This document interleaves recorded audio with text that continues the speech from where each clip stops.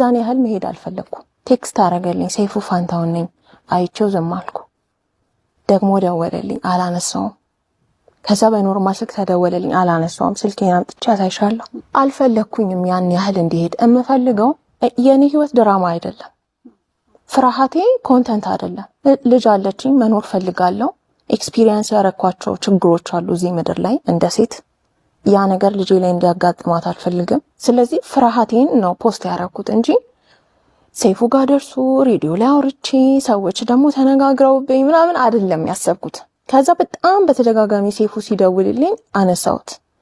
እኔ እንደዚህ ባላወራ ደስ ይለኛል፣ ግን ጉዳዩ ምንድነው እኔ በራሴ መንገድ በቃ ይሄ ሰው እንዳይጎዳኝ ከህይወቴ እንዲወጣ ባለኝ ፕላትፎርም እሱን የማሻሽበት መንገድ ነው ሰርቶልኛል። በቃ ይገባሽ አይደለ?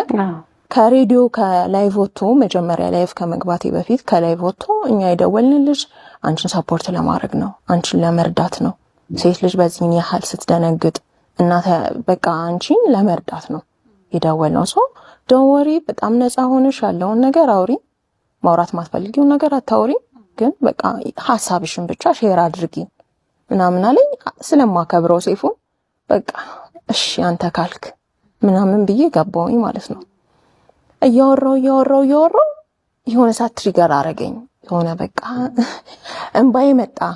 በቃ ያሳለፍኩት ምናምን ነገር ድቅን አለብኝና መጨረሻ ላይ እኮ ነው የኢንተርቪው መጨረሻ ላይ በቃ ልዘጋው ስልኩን እኔ እኮ ሰይፉ ብዙ ነገር አሳልፌያለሁ እንደዚህ ሆኛለሁ ምናምን ብዬ ማልቀስ ጀመርኩኝ። አመለጠኝ። ገባሽ? ያ ታመቀ ነገር አለ ቤቴ ውስጥ ማሳልፋቸውን ከባድ ነገሮች ደብቄ ሰው ፊት ጠንካራ መስዬ ቆሜ በራሴ ብቻዬን ከእግዚአብሔር ጋር ፋይት አድርጌ ልጄን ለማሳደግ እየሞከርኩኝ ያለኝን ለሰው እያካፈልኩኝ ቤቴ ማላቃቸውን ሰዎች እያመጣውኝ አይዟችሁ ያልኩኝ ሴቶችን ኢንቦክስ ላይ በነፃ ፕሮሞሽን እሰራላችሁ